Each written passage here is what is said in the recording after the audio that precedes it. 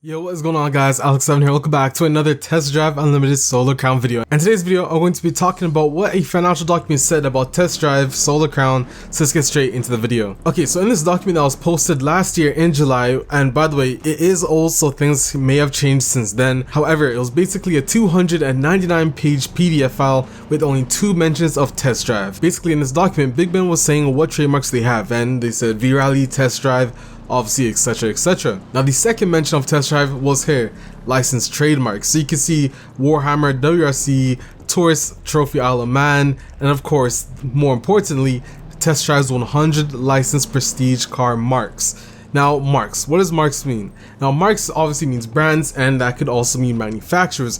However, wait. 100 car manufacturers doesn't sound right. That is a lot. In fact, the only game that I can think of right now that has exactly 100 car manufacturers is Forza Horizon 4 with over 700 cars in that game, which frankly to me I think is completely useless, especially in a game like TDU where progression is the main focus. In Forza Horizon 4, I kind of call it just a sandbox.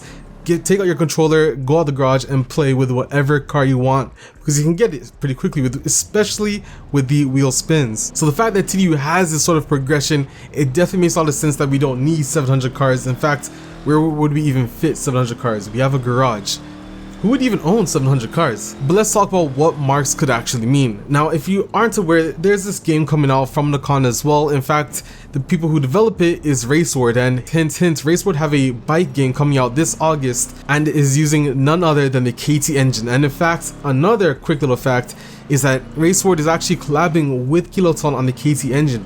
So bike physics, we may see TDUSC have bikes at launch, especially since, by the way, Raceward did do some of the sound design in WRC 9, so they actually did work with Kylotonn on the game. So it's possible that they are actually going to be working on TDUSC as well. It's only a matter of time until we find out. But in this game, they have a ton of licensed manufacturers. They don't have that many actual bikes in the game, but the thing is that they have a ton of licensed brand manufacturers, such as Style Martin. They also have Miv Exhaust. They also have Rotobox, they also have PBR, they have Newfriend, they have Olins, they have Brembo. They have a ton of licensed manufacturers in that game. So what it could mean as well, when it says 100 licensed car brands, it could be related to cars. So we, for example, might see Army Chicks Exhaust, or for example, we might see 20 car manufacturers or 50 car manufacturers, or we may see licensed stickers for the sticker shop, or even licensed brakes, or like I said, even licensed suspension. There's so many things that we may actually see in the game.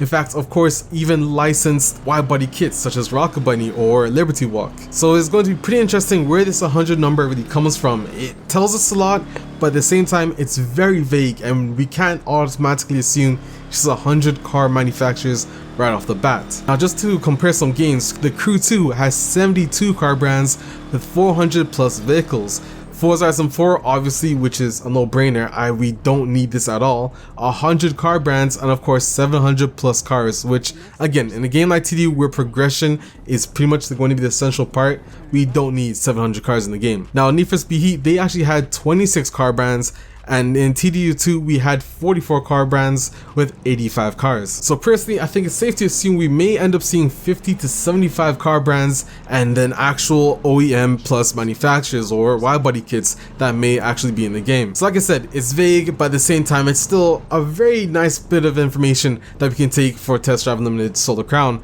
But of course, coming July 6th is when we're going to be getting the next chapter for Test Drive Unlimited Solar Crown, guys. I will be streaming it live on my channel for nacon Connect, so I'm pretty excited to watch that with you guys, and I cannot wait to see what they're going to show us at nacon Connect coming up on July 6th. Other than that, guys, I hope you did enjoy this video. Comment down below what your thoughts are on this 100 licensed car brands, well, sorry, car related manufacturers I should say. So it's gonna be pretty interesting. Other than that, I'm Alex7, and I'll see you guys in another video.